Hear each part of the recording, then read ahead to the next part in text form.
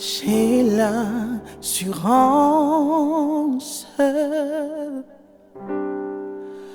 de mon salut par la présence du Seigneur Jésus. Son sang m'a lavé,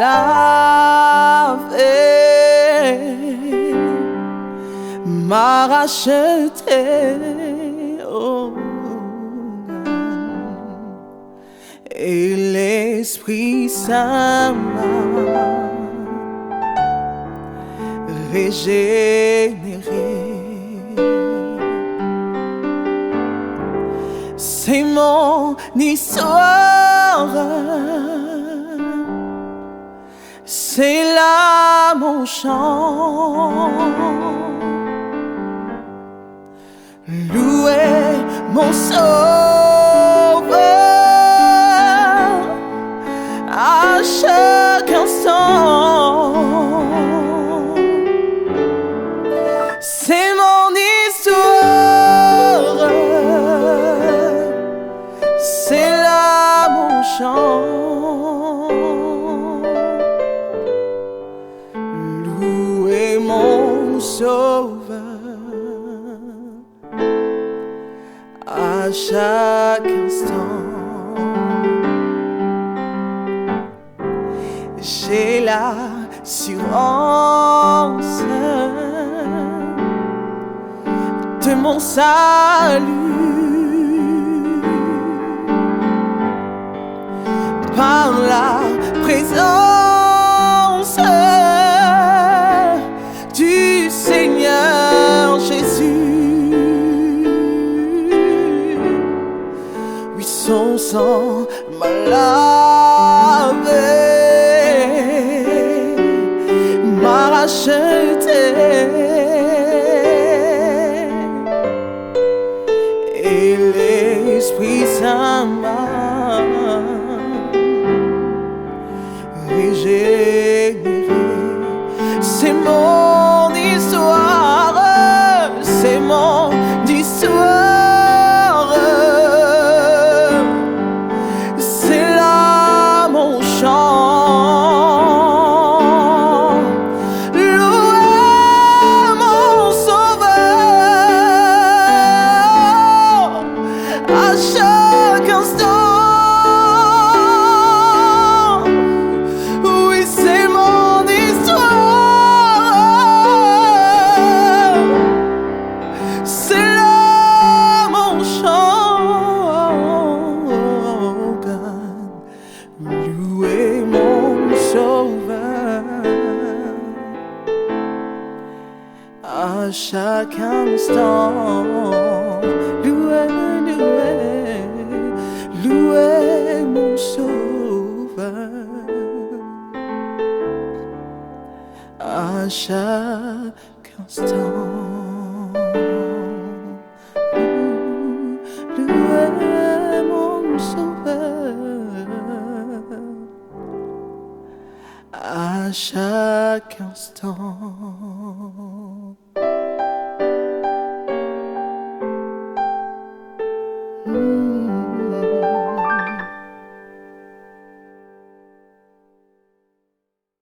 Bonjour Marie-Lise. Bonjour Teresa. Comment tu vas? Ça va, grâce à Dieu. Et toi? Super, ben écoute, moi ça va. Un peu stressée aujourd'hui, mais ça va. Donc si tu veux bien, avant de commencer, on va prier. Ok. D'accord? Ok, super.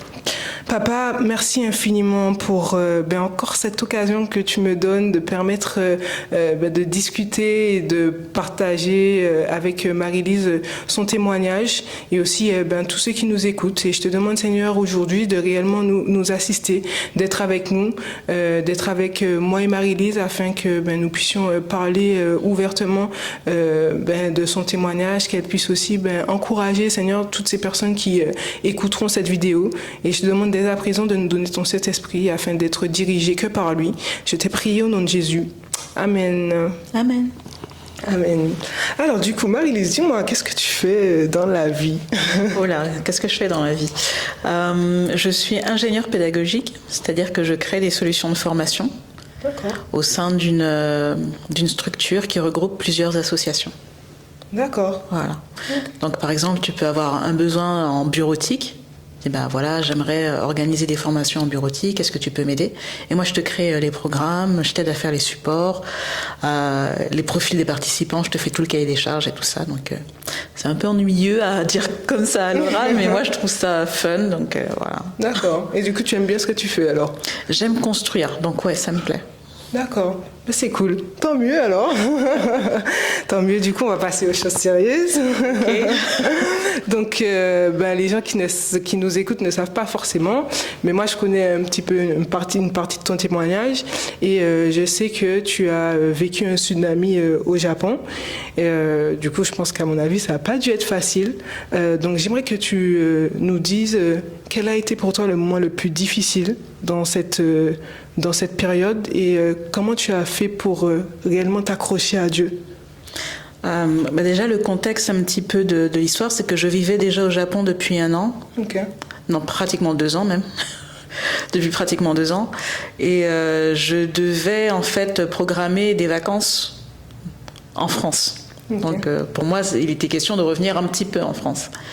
Et pendant cette période-là, je me rappellerai toujours le jour exact et l'heure. C'était le 11 mars 2011 à 14h56, heure locale à Sendai au Japon.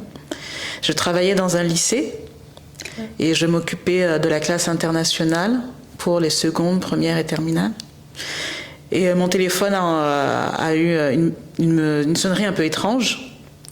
Et moi, un peu intriguée, je dis tiens, qu'est-ce qui se passe? Et je regarde mon téléphone, je vois une icône d'un bonhomme qui court. Un bonhomme qui court. Et c'est le seul avertissement qu'on a eu pour nous prévenir que il y avait un tremblement de terre qui était sur le point d'arriver et qu'il allait être massif. Parce que c'est le tremblement de terre qui a provoqué le tsunami, qui a ensuite provoqué une catastrophe nucléaire. Donc là, je me suis retrouvée au milieu de tout ça. Okay. Donc j'ai vu la petite icône du bonhomme et une idée m'a dit, mais c'est pas une idée en fait, c'est l'Esprit de Dieu qui m'a dit, je le sais aujourd'hui, il m'a dit lève-toi et cours. J'ai pris mon téléphone dans ma main et j'ai foncé comme une flèche, j'ai quitté l'immeuble. Et au moment où je quittais l'immeuble, le tremblement de terre a commencé. Là je te parle de ça, il s'est passé peut-être 10, 15, 20 secondes. Entre le moment où j'ai reçu la notification sur mon téléphone et le moment où je me dirige vers la sortie côté parking de l'immeuble dans lequel j'étais. J'étais toute seule. Wow. Et il n'y avait vraiment personne là où j'étais. Et c'est l'Esprit de Dieu qui m'a dit « C'est pas une blague ce qui est en train de se passer. Il faut que tu te lèves et que tu cours, que tu sauves ta vie. » Et là, je me suis levée, j'ai couru, la terre a commencé à secouer. Mais c'était pas un tremblement de terre habituel. C'est où normalement, la terre elle bouge un peu de gauche à droite, machin. Là, c'était comme si tu secouais un tapis dehors. J'ai lu des articles après coup des scientifiques qui ont tenté d'expliquer ce qui s'était passé. C'est que c'était un tremblement de terre vraiment global. Ça bougeait à la fois de gauche à droite, mais également en haut et en bas, ce qui est extrêmement rare.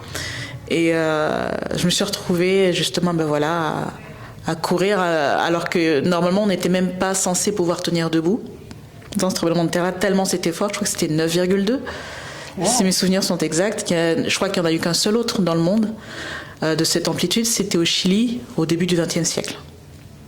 Voilà. Donc et là je sens que c'était pas moi qui cours parce que c'est impossible pour un être humain de courir et je me sens portée. Et là, du coup, mon cerveau, il s'est fermé, en fait. Je suis passée à un autre mode. C'était le mode survie. Voilà. Ok. Et quand j'ai fait ça, j'ai essayé de voir, puisque j'étais dans un lycée, il y avait encore des gamins qui étaient là, s'en occuper. Donc on s'est tous réunis après sur le terrain de foot. Oh, enfin, je passe des détails, à un moment où je cours, il y a des murs qui tombent, il y a des trucs, enfin bref. C'est vraiment les scènes apocalyptiques que tu vois dans les films. Sauf que là, c'est réel. Sauf que là, c'est réalité, mais quelque part dans ton cerveau, t'es protégé parce que t'es limite en état de choc. Tu réalises pas exactement ce qui se passe. Tu sais juste que c'est chaud, on va pas traîner en fait. Et je rigole de ça aujourd'hui, mais à l'époque c'était un peu compliqué, tu vois. Enfin, je passe l'épisode où je me suis cachée derrière un buisson. Ça, c'est le truc un peu marrant. Où, tu sais, j'ai fait un pas en dehors de moi-même en me disant mais c'est complètement stupide. En fait, pourquoi je m'étais cachée là? Tu sais, c'est comme si ça c'était l'immeuble dans lequel j'étais. T'as une espèce d'esplanade, un parking, et là t'avais par exemple un poteau électrique avec des buissons. Je voulais m'éloigner de la structure de l'immeuble et m'éloigner du poteau électrique, m'éloigner de tout ce qui pourrait me tomber dessus en fait. D'accord. Donc c'est pour ça que je me suis retrouvée accroupie là où il y avait vraiment rien autour de moi. Une idée m'a dit mais tu peux pas rester là, tu es en danger toujours. T'as toujours cette idée qui me dit mais qui me parle, dit mais ça va toujours pas. Du coup je me dirige vers le terrain de foot qui est le lieu de rassemblement, soit en cas d'incendie, soit en cas de tremblement de terre violent. Et je vois des gamins qui sont accroupis par terre, qui pleurent, qui machin, des profs qui sont complètement aux abois. Et je me dis, si des Japonais sont dans cet état-là, c'est que c'est vraiment grave ce qui est en train de se passer. Si eux, ils paniquent, moi, il me reste quoi, en fait? Et donc là, je t'ai dit tout à l'heure, j'étais en mode survie. Donc, je ne connais qu'une seule chose, c'est d'arriver à la sécurité. Sécuriser mon entourage. Et ensuite faire la prochaine étape, c'est-à-dire me retrouver dans un endroit sûr où je vais pouvoir rassembler 2-3 éléments et peut-être poursuivre ma route pour un endroit encore plus sûr. Okay. Parce que ce que je ne me dis pas à ce moment-là, je ne pense pas du tout à tsunami, pas du tout. Et la ville de Sendai est près de la mer, et voilà. Ok. Donc on a eu un petit moment un peu étrange. Tu sais, c'est comme s'il y avait une atmosphère vraiment électrifiée dans le ciel. Le tremblement de terre a dû durer peut-être 5 minutes, ce qui est énorme pour un tremblement de terre. Wow. Normalement, c'est quelques secondes. Là, c'était 5 minutes. Et une fois que la première vague est passée, on sait qu'on aura les répliques. On ne sait pas à quelle puissance seront les répliques. Donc, une fois qu'on a tous les gamins qui sont rassemblés là sur le terrain de foot, heureusement que c'était une période de vacances, donc c'était seulement les enfants qui venaient faire un peu de sport, qui étaient à l'école. Et avec les profs, on a rassemblé tout le monde, on a essayé de comptabiliser tout le monde, on a contacté les parents, mais sachant que le réseau téléphonique était complètement coupé, il n'y avait pas d'électricité, il n'y avait rien, c'était très compliqué. La directrice adjointe de l'établissement dans lequel j'étais m'a dit, en tant qu'étrangère, il faut que tu te mettes en sécurité. Nous, on va gérer les enfants, toi, il faut que tu te mettes en sécurité. J'ai admiré cette femme pour ce qu'elle m'a dit, parce que tout à coup, on était tous des personnes. On était tous des gens. Tu sais, il y a des gens qui disent « ouais, les Japonais, ils sont ci, ils sont ça ». Mais là, à ce moment-là, très précis, on était des êtres humains, tous. Il n'y avait pas de nationalité, il n'y avait pas de ci, il n'y avait pas de ça. La personne m'a dit « on a les enfants, on les gère. Toi, essaie de te mettre en sécurité ». Donc là, j'ai dit « ok, vous avez les enfants, il n'y a pas de souci ». Donc, j'ai pris mon petit sac à dos de travail, tu vois. Je suis allée récupérer vite fait. J'ai repris mes chaussures parce que tu sais, on change de chaussures là-bas quand on est dans un immeuble. D'accord. Donc j'ai repris mes chaussures et direction la maison. Donc comme il n'y a rien, donc je marche vite, un pas brusque. Tu sais, en plus le soleil se couchait. Le temps, c'était un temps vraiment bizarre. Tu vois, le soleil qui se couche à 16h, ça n'existe pas, tu vois. Okay. Mais là, il commençait déjà à tomber. Je regarde autour de moi, j'ai pris des photos des choses, tous les bâtiments cassés, écroulés, des murets écroulés, les routes brisées. C'était vraiment apocalyptique, quoi. Et je n'avais qu'un objectif, c'était arriver à la maison, changer de vêtements, prendre ce que je pouvais attraper dans un sac, s'il y avait à manger dans le frigo, de le prendre et de partir. Parce que l'immeuble même dans lequel j'étais, rien n'était sûr. L'immeuble était adossé à un flanc de colline, donc il pouvait y avoir également un glissement de terrain. Et pendant tout ça que je te parle, là, il y a des répliques. Toutes les minutes. Il y a des répliques, des répliques, des répliques. C'est-à-dire que la terre continue de trembler. Et je prends des photos témoignages. Je dis, mais un jour, peut-être, j'arriverai à en parler. Un jour, peut-être, quelqu'un va me poser la question. Et je veux témoigner de ça, dire, ben voilà ce qui s'est passé, voilà ce que j'ai vu. scène de désolation partout. Et quand j'arrive chez moi, j'ai mon voisin, au beau milieu d'une réplique, il est dehors. Il me regarde, je le regarde. On est incapable de se parler. Parce qu'on sait que ce qui se passe, c'est dingue. Je rentre dans la maison une fois que la nouvelle réplique, elle passe. Je change de vêtements vite fait. Je remercie le ciel de toute mon âme, que j'avais les cheveux extrêmement courts à cette période-là, un peu garçonne. Ouais. Je voulais pas que les gens sachent que je suis une femme. Parce que Dieu sait ce qui peut se passer dans des moments de crise comme ça. Des fous, il y en a partout. Donc, j'ai mis une casquette militaire que j'avais, un jean que j'ai toujours dans mes placards, mon fidèle jean, une paire de baskets solides, une doudoune. J'ai mis une couverture dans mon sac, est-ce que j'avais de nourriture dans mon frigidaire, et j'ai quitté la maison. Et je n'y suis jamais retournée. Une idée m'a dit de prioriser. Toujours cette idée, tu vois, mais pour moi, c'est l'Esprit Saint. De moi-même, moi, j'ai jamais survécu à des trucs comme ça. Mais j'étais passée vraiment dans ce mode où j'avais des objectifs clairs. J'ai atteint la maison, premier stade de sécurité. Je me suis changée, je me suis mise en tenue pour partir. Et là, une idée m'a dit, il va falloir maintenant que tu ailles en hauteur. En hauteur et t'entourer de gens pour ne pas être seule. Donc la prochaine étape, c'était la maison de quartier. À pied, je suis allée à la maison de quartier, donc il y a des répliques pendant ce temps-là, voilà. Je marche pareil d'un pas brusque, très vite. Et j'arrive à la maison de quartier. Il y avait combien de temps à peu près entre chez toi et la maison de quartier? Une dizaine de minutes à pied. Donc ça va, tu vois, tu le fais rapidement. Et là, c'est là que je rencontre les premières familles, parce que sur la route, c'était un peu la route de l'Exode.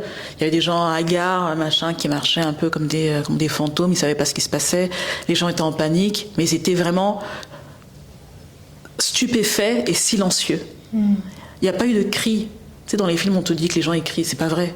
Les gens sont trop choqués pour crier. Oui, ils sont tétanisés. Ils sont tétanisés. Donc, arrivé à la maison de quartier, à les premières familles, puisque j'ai quitté mon immeuble, parce qu'il commençait à y avoir des fissures et tout ça. J'arrive dans la maison de quartier, c'est là que j'ai passé la première nuit. Personne n'a dormi. Personne n'a dormi, ou très peu. Et donc c'était pareil, nuit agitée. Beaucoup de tremblements de terre et tout ça. On a dormi par terre, on met un petit peu les uns contre les autres. Ceux qui avaient des sacs de couchage, ils ont partagé, etc. Bon, moi, comme j'avais ma doudoune, j'avais pas froid. Et puis, le lendemain matin, quand vraiment la lumière revient, donc il y a toujours des répliques. Il y a eu des répliques pendant une semaine. Et le pilier central de la maison de quartier où nous étions tous réunis était fissuré à cause de la violence du tremblement de terre et des répliques. Donc pareil, l'Esprit Saint me dit, tu ne peux pas rester là. Il va falloir continuer ta route et atteindre un plus haut niveau de sécurité. Le prochain niveau de sécurité, c'était une des écoles du quartier qui avait été métamorphosée en bunker. Enfin, dont le gymnase avait été métamorphosé en bunker, ce qui est quelque chose de normal. Quand il y a une catastrophe naturelle, on cherche le bâtiment le plus récent, le plus solide, qui va pouvoir accueillir le plus de personnes. Et à chaque fois que je passais, je laissais un mot, comme quoi que Marie-Lise Carole allait passer là, de manière à, si jamais quelqu'un me cherche, on a la trace. Ça vient pas de moi. C'est l'Esprit Saint qui agit en moi. Je suis en mode, je suis pas présente. Dans ce qui se passe là, je ne suis pas présente. Je n'existe pas, j'avance. Mon but pour moi, c'est de rentrer chez moi, d'atteindre le prochain niveau de sécurité, etc., jusqu'à ce que j'arrive chez moi. Mais je ne sais pas quand est-ce que ce sera. Donc j'arrive au deuxième jour, je vais à pied à cette école qui était à 30 minutes à pied. Pareil, les gens sont un peu hagards, ils savent pas, machin. J'ai toujours pas mangé, j'ai toujours pas bu. Depuis un jour. Depuis un jour, voilà. Donc j'avance. La nourriture que j'ai dans mon sac, c'est quoi? C'était des petites saucisses cocktail que j'avais dans mon frigo. Enfin bref. C'est là que je me dis, mais il fallait faire les courses, en fait. Fallait faire les courses. Là, j'arrive dans cette école-là. Je me souviendrai toujours du nom. C'était Nanakita. Nanakita Gakko. Donc, l'école de Nanakita. Et pareil, j'arrive devant le gymnase. Et là, ils avaient commencé à accueillir des premières personnes du quartier, pareil, dont les maisons n'étaient pas viables. Soit à cause de fissures, etc. Ou bien des gens qui avaient peur. Parce qu'il y avait, pendant que je te parle là, il y a toujours des répliques. Et là, j'arrive dans cette école-là, j'en suis à la deuxième nuit. Mais on commence à voir s'organiser le gouvernement local, c'est-à-dire la ville de Sendai a commencé à mettre des actions en place, c'est-à-dire distribuer de l'eau aux gens et distribuer de la nourriture. Ce jour-là, on nous a distribué, quand je suis arrivée au gymnase, tu sais, les petits gobelets à café là, d'expresso. D'accord, oui. rempli à moitié avec du riz. Donc là, c'est mon premier repas depuis plus de 24 heures. Et je regarde autour de moi, j'ai l'impression que je prends la nourriture de quelqu'un. On me dit, mais non, mange, tu en as besoin. Et là, je participe à l'effort local, tu sais, pour garder le lieu propre. Donc on prenait l'eau de la piscine pour l'utiliser pour les toilettes. Et pendant tout ce temps-là, on n'a toujours pas de communication avec l'extérieur. Donc ma famille, je ne sais pas ce qui se passe. En tout cas, j'arrive pas à réfléchir jusque-là.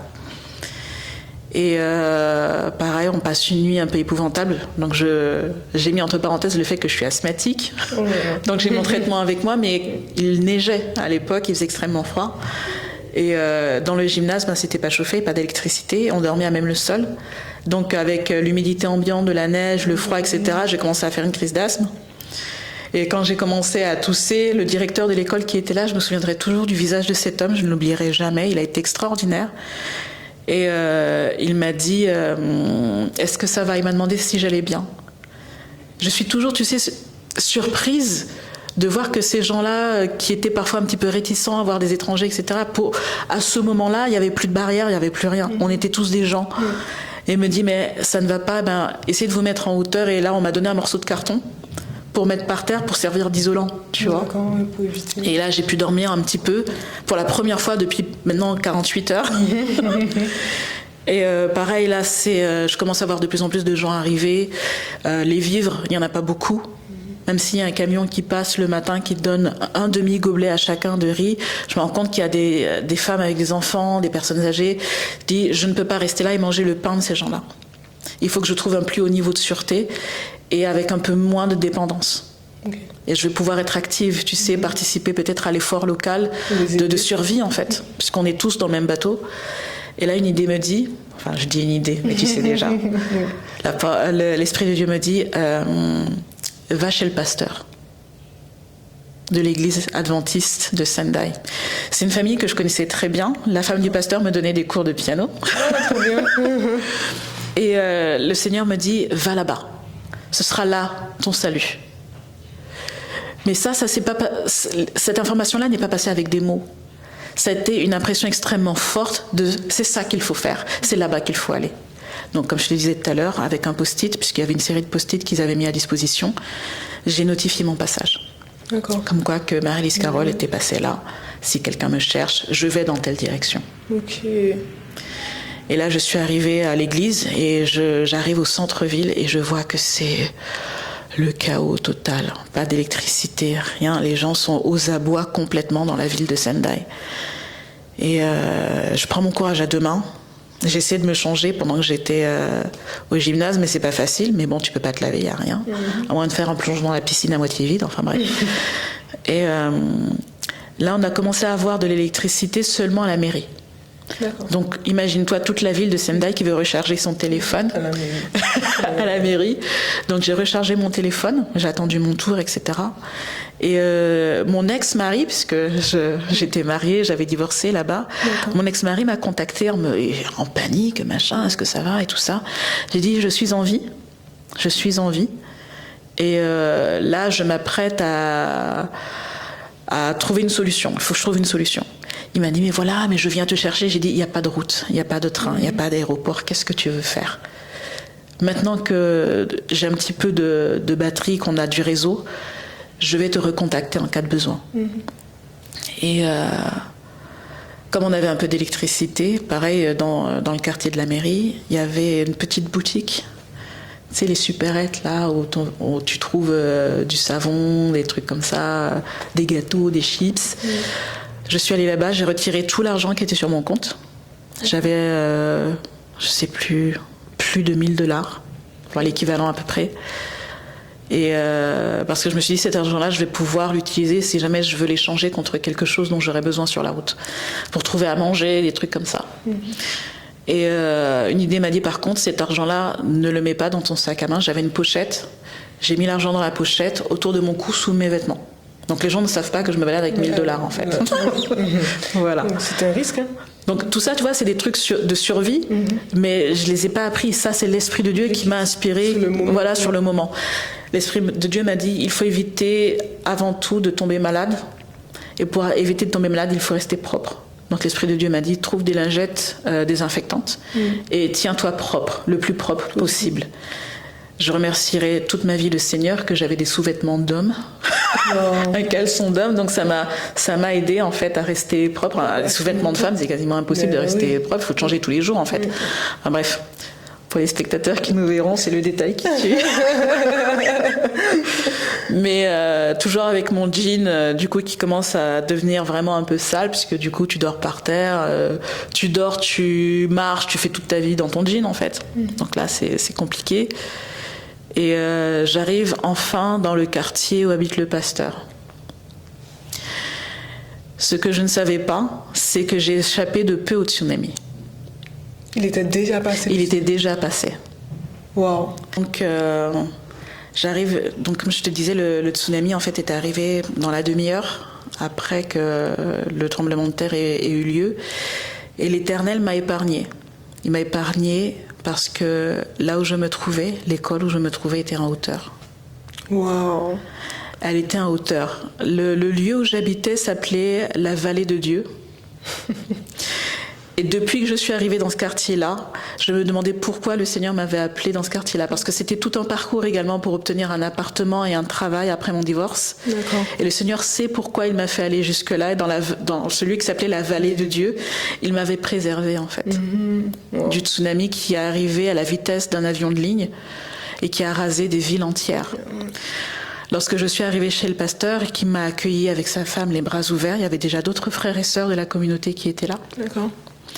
Et donc on s'est tous serré les coudes pour faire des maraudes, pour aller chercher de quoi manger et faire de l'essence, puisqu'on n'avait qu'une seule voiture, une petite camionnette que l'un des frères techniciens de l'église utilisait. Et donc il était avec nous, on était tout un groupe. Il y avait même des non-chrétiens qui nous connaissaient, qui étaient là.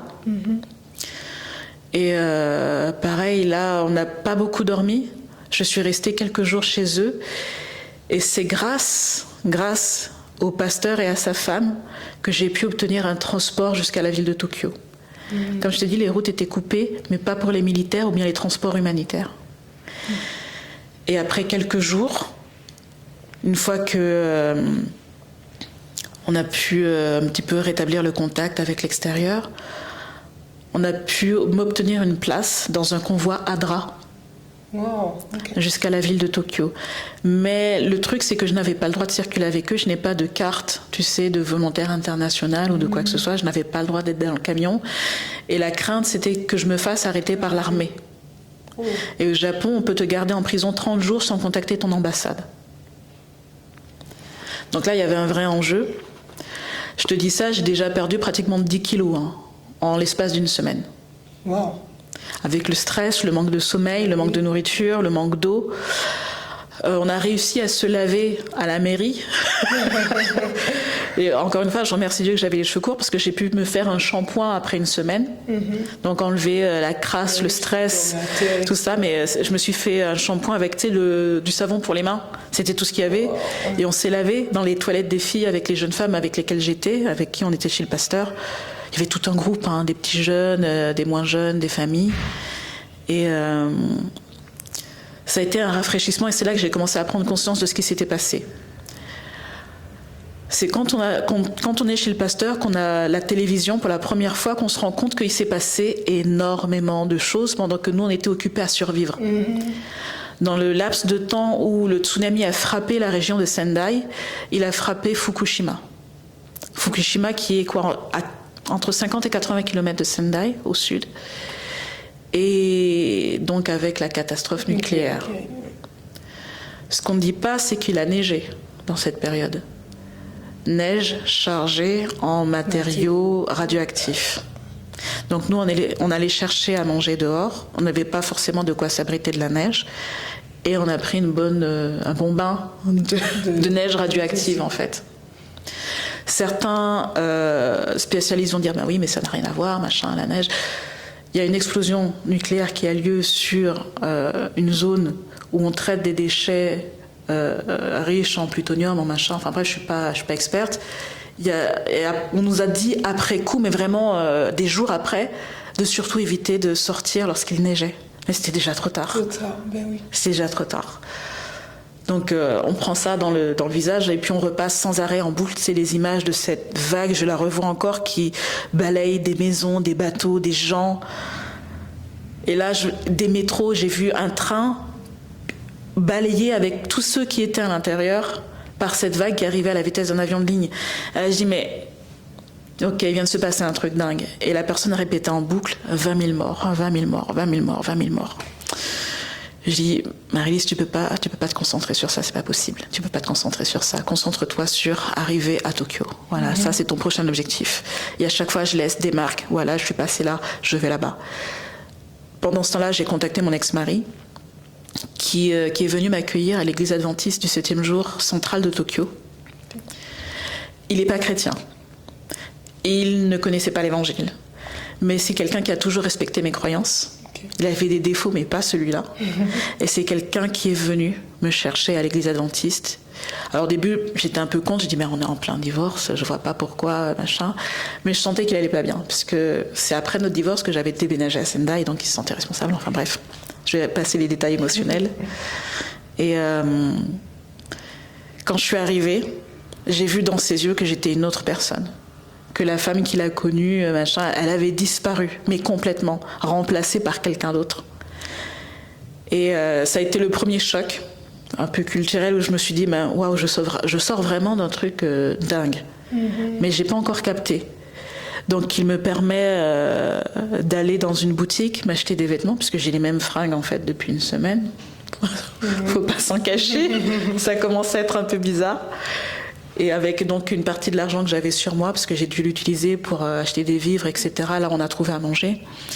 Et m'acheter donc une chemise blanche. J'étais habillée exactement comme aujourd'hui. Une chemise blanche, un jean noir et des baskets.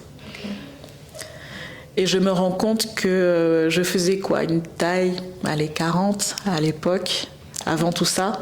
Et là, je fais une taille 32, 34. Oh. Et je me dis, waouh, j'ai jamais été aussi mince de ma vie, qu'est-ce qui se passe? Le choc. Et mais je vois dans le visage de mon ex-mari qu'il me traite comme si j'allais me casser, comme du verre, comme de la porcelaine. Et il m'emmène il me dit, je t'ai réservé une chambre d'hôtel à côté de l'aéroport, je t'emmène. Oh.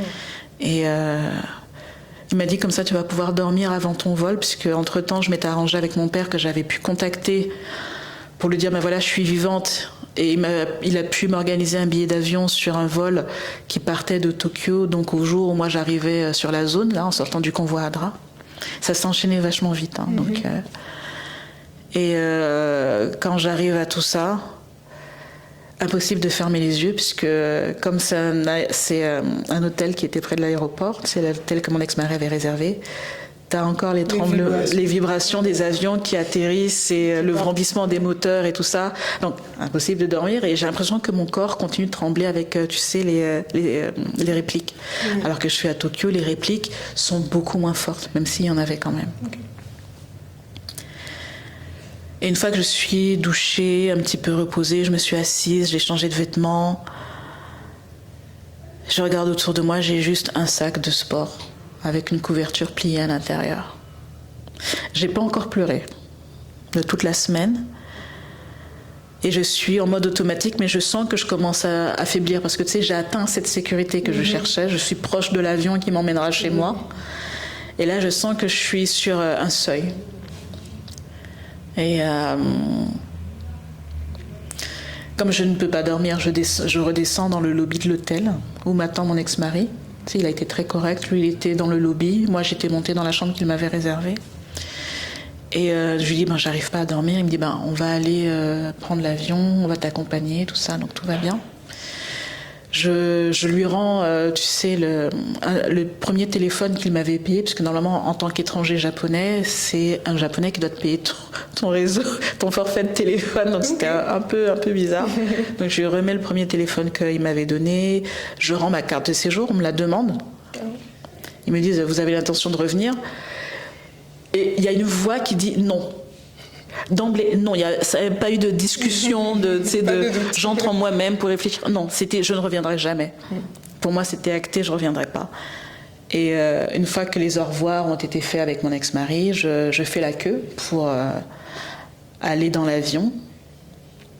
Et je tombe sur 2 Françaises qui étaient là, machin, qui parlent, qui se plaignent, qui disent « Ah, je comprends pas, l'ambassade nous a demandé de rentrer à Paris, c'est pas normal. » Alors que moi, je me suis débattue pour revenir dans mon pays. Et quand j'ai téléphoné, alors c'est un truc que j'ai pas dit, hein, mais quand j'ai téléphoné à l'ambassade de la France au Japon, à Tokyo, les gens m'ont dit qu'il y avait un avion qui avait été affrété à Osaka. Est-ce que tu connais la distance qu'il y a entre Osaka et Sendai? Non. Pratiquement l'équivalent de l'île Marseille. Tu veux que je fasse quoi exactement? Tu veux que je vole? Et quand j'ai dit aux gens, mais il n'y a pas de route, il n'y a pas d'aéroport, il n'y a pas de train pour aller jusqu'à Osaka, qu'est-ce que je dois faire? La personne de l'ambassade de France m'a dit, je ne sais pas. Et là, j'ai compris que mon pays m'avait abandonnée. Plus tard, bien des mois après, des amis qui étaient là-bas, ressortissants d'Inde, ressortissants d'Angleterre, etc., des Philippines, m'ont tous dit que leur gouvernement était venu manu militari les déloger de chez eux pour les rapatrier dans leur pays. À 0 frais. La France est l'un des seuls pays qui n'a rien fait. Pendant des années, c'était resté là. Je dis, mon pays m'a complètement lâché. Je me suis débrouillée pour arriver jusqu'à l'aéroport et ces 2 femmes se plaignent. Je les ai interrompues, c'est pas mon genre, tu vois, d'interrompre les gens quand ils parlent. J'ai dit, bon, ils racontent leur truc, mais je les ai interrompues. J'ai dit, mais vous ne savez pas ce que j'ai fait pour arriver jusqu'ici. Vous ne savez pas, vous n'en avez aucune idée. J'ai traversé l'enfer pour arriver dans un endroit où vous dites qu'on vous a traîné et vous êtes là de mauvaise grâce.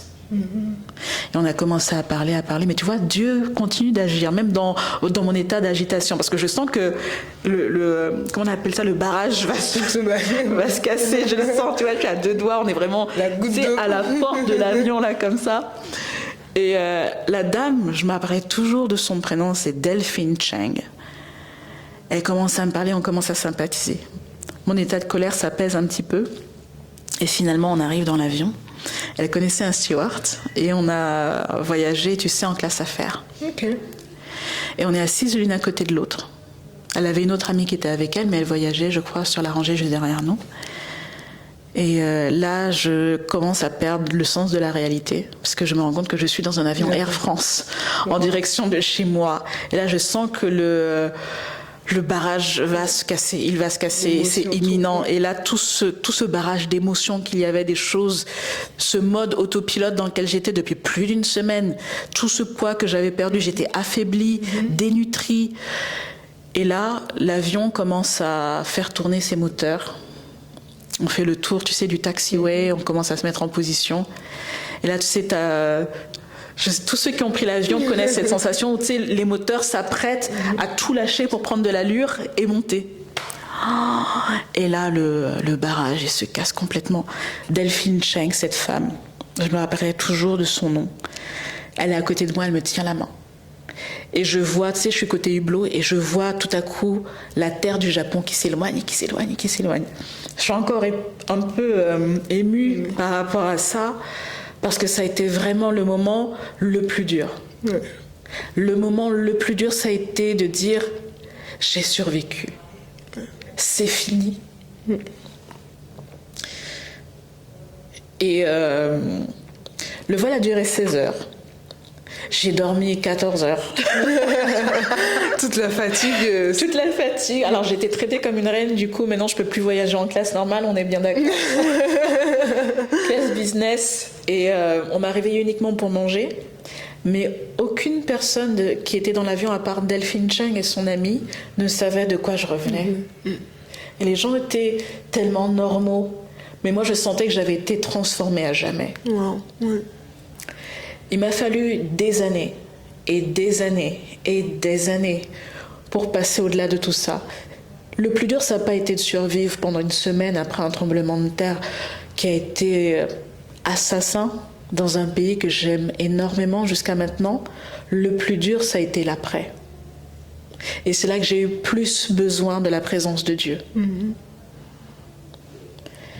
Lorsque j'ai retrouvé ma famille à l'aéroport Charles de Gaulle, c'est là que j'ai su comment eux également avaient vécu les événements. Quand mon frère aîné m'a vu arriver, il m'a dit qu'il a eu mal. Parce qu'il m'a dit, je t'ai vu voûter. Une personne comme toi qui se tenait toujours droite, Je te voyais toute petite, comme une enfant voûtée qui faisait la moitié du poids avec lequel tu étais partie. Tu étais toute maigre. Il m'a dit ça, tu étais toute maigre, voûtée, toute petite, avec un gros sac. Et ça a été quelque chose. Mais pour la première fois, j'avais pu respirer. Respirer à nouveau, respirer à un grand coup. Parce que le plus dur, ça a été vraiment, tu sais, au moment où l'avion a décollé et que le sol du Japon s'est éloigné de moi. Ça a été un arrachement à plusieurs niveaux, mais c'était également un soulagement. Ça a été très complexe comme sentiment, parce que c'est un pays que j'aimais beaucoup. J'avais construit ma vie là-bas. Et je quittais tout ce que j'avais construit de mes mains. Mais l'Éternel m'a montré un autre chemin. M'a montré un autre chemin. Wow. Donc, si j'ai quelque chose à dire aujourd'hui à quelqu'un qui traverse une période extrêmement difficile, qui est dans des conditions qu'il ne maîtrise pas du tout, une catastrophe naturelle, ça peut être également une relation assassine, ça peut être plein de choses, et qu'on est en mode survie, notre cerveau n'est pas fait pour rester en mode survie très longtemps. La seule personne qui nous tient, c'est Dieu. C'est Dieu. Ouais. Et Dieu a des projets de paix et d'amour pour tous ses enfants. Tu n'es pas obligé d'être chrétien pour être un enfant de Dieu. Si tu es sensible à sa voix, que tu l'entends, que tu l'écoutes, tu es son enfant. Ne laisse pas le diable te persuader que tu es mort. C'est pas vrai. Parce que la première chose qu'on a dit à mes parents, quand on a vu qu'on n'avait pas de mes nouvelles au début, c'est que j'étais morte. Tant que l'Éternel n'a pas prononcé la sentence, tu n'es pas mort. Alors accroche-toi. Fais confiance à Dieu. C'est difficile, c'est vrai. Mais de la même façon que l'avion m'a emmené au loin de la terre du Japon, de la même façon, c'est Dieu qui vient te récupérer, te chercher et t'emmener loin. Amen.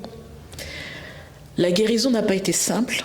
Comme je disais tout à l'heure, elle a pris des années et des années. Et aujourd'hui, je peux dire, 11 ans, même 12 ans après, que j'ai tourné la page, que l'Éternel m'a réservé des surprises formidables, Amen. que j'ai refait ma vie et qu'aujourd'hui, ouais, je suis ingénieure pédagogique, c'est cool, je travaille à Paris, etc. J'ai mon appartement, machin, ma vie, elle roule, il n'y a pas de souci. Mais lorsque l'Éternel dit que j'ai des projets de paix et non de malheur pour toi, c'est une réalité et je l'ai vécu, je l'ai intégré. Et pour moi, si c'est la seule chose que j'ai compris dans l'Évangile, c'est ça. C'est ça. Voilà. Amen. Amen. Oh, merci Marie-Lise, je suis émue. J'ai lâché quelques larmes tout à l'heure pour ton témoignage, mais il est incroyable. Il est incroyable. Et ça a dû être un chemin difficile et laborieux. Ça a été très long, comme je te disais, il a fallu 12 ans, parce que je suis tombée malade également entre-temps. Je sortais d'un divorce, tsunami, catastrophe nucléaire, enfin bref, t'imagines que j'étais un vrai cocktail de trucs pas cool. Donc je suis tombée très malade, juste après mon retour. Il a fallu, pareil, beaucoup de temps pour sortir de cette maladie-là et d'accepter que c'est Dieu qui guérit. Donc tu vois, là encore, un miracle de Dieu. On m'avait dit que je devrais prendre des traitements à vie, machin. Maintenant, je suis sans traitement et je vais très bien. Alors, je dis pas à qui que ce soit de pas aller voir un médecin. Simplement, l'Éternel m'a permis de faire ce pas-là avec lui et je m'en remets à lui constamment. Voilà. Donc, si mon témoignage peut aider quelqu'un, je ne sais pas dans quelle situation tu te trouves, comment ça va pour toi, si c'est sombre, si tu traverses l'enfer, Winston Churchill disait, ne t'attarde pas, continue d'avancer. Yes. Yes. Mais on va finir sur ce beau mot de la fin. Si tu traverses l'enfer, ne t'attarde pas. Continue ton chemin. Continue ton chemin. Merci beaucoup Marie-Lise. Merci Teresa.